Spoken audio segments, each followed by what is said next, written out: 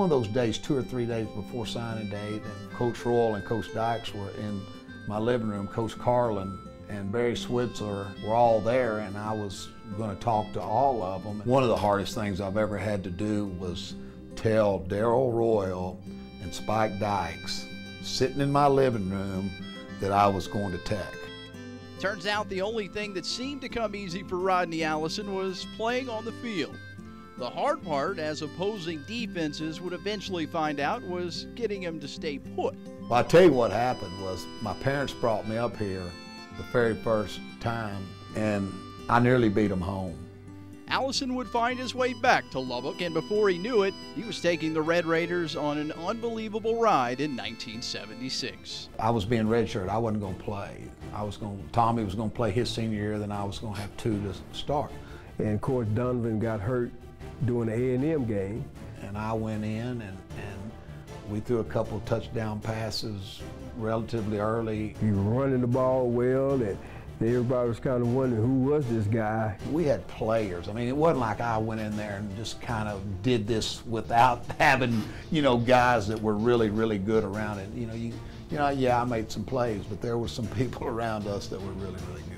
He just coming there with confidence, so that gave everybody else around him confidence, And we get up on that line of scrimmage, and I mean, it was a go. We got to where we had so much confidence because each game just kind of made that next game a bigger game than the one, and it was just really kind of a unique deal. The unanticipated run to a share of the Southwest Conference title even included a win over the head coach he had said no to a few years earlier, Darrell Royal and the Texas Longhorns. Billy Taylor dives over from 1 yard out with a touchdown. It was really a magical year. I mean, arguably one of the best 4 or 5 in the history of the school. 1977 was supposed to be a banner year for the Red Raiders, but that same Texas A&M team that gave Allison the opportunity to start the year before took it away in the 3rd game of the season when the senior QB went down with a broken leg.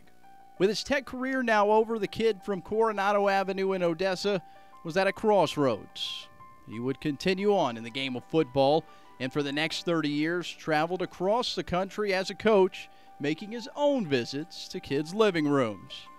Now he's back where he made his name, at Texas Tech as the head of the Double T Varsity Club.